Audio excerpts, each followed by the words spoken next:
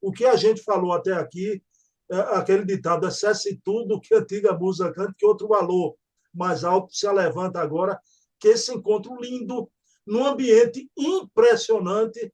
Eu queria, Charles, que você narrasse a primeira vez que o apóstolo do Espiritismo, Leon Denis, vai ver o mestre de Lyon ali. Em que situação, em que cenário, né? Meu amigo, narre para a gente, por favor. Exatamente, né? Inclusive, esse espírito vilão a gente não tinha encontrado ainda com o Eduardo, né?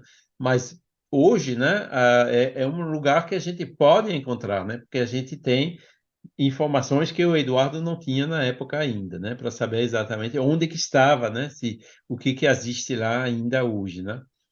E então a reunião ia ser no jardim dessa casa, né? É uma casa com um jardim grande, né? E Leon Denis diz que tinha uns 300 pessoas, né? De pé, né? Porque o lugar era assim bastante estreito, né? Pisoteando, né? As flores, né? O que o seu Rambodin plantava, né? E no jardim, né?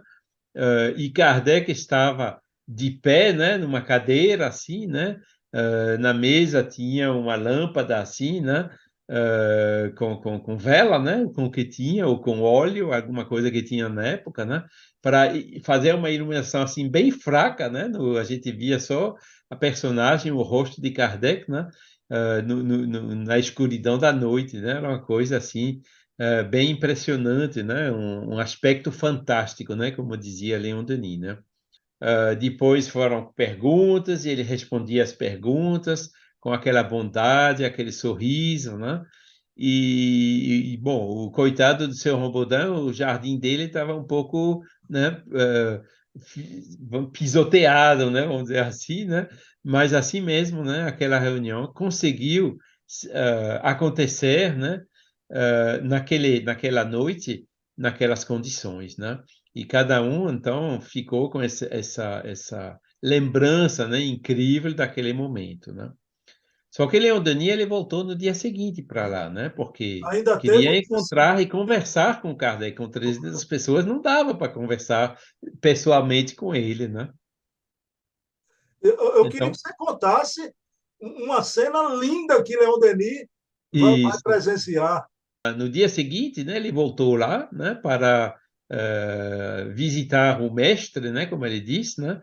E quando ele chegou lá, né, no jardim novamente, ele via ele novamente, né, numa cadeira, né, num pé de uma grande cerejeira, né, era no mês de maio, né, ou junho, quando as cerejas estão maduras, né, e ele estava colhendo cerejas, né, que ele lançava, né, que ele arremessava para Amélie, né, a senhora Allan Kardec, que estava no pé da cerejeira, né, e foi uma cena realmente bucólica, né? Uma cena assim que contrastava, né? Com essas graves preocupações que ele tinha na codificação e na palestra da véspera, né?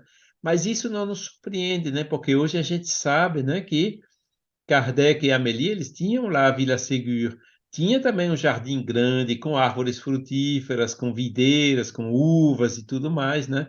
Ou seja, eles eram assim, né? Na casa também do sogro, né? Do senhor Boudet, lá em Château du Loir, onde tinha um parque assim bem grande, tinha galinhas, tinha, né? Eles realmente apreciavam muito a natureza, né? E conseguiram fazer, né? Terra, aquela propriedade lá o que era na época um subúrbio de Paris, né, que não era ainda urbanizado, né, e onde eles tinham também um jardim, né, mas Tours é um pouco mais adiantado, um pouco mais quente de Paris, né, então, ou talvez eles não tinham aquela mesma cerejeira lá, né, então apreciavam, né, essas frutas tiradas do pé da árvore, né, esses prazeres simples, né, de estar perto, um contato da natureza, né, que hoje, infelizmente, se perde tanto, né?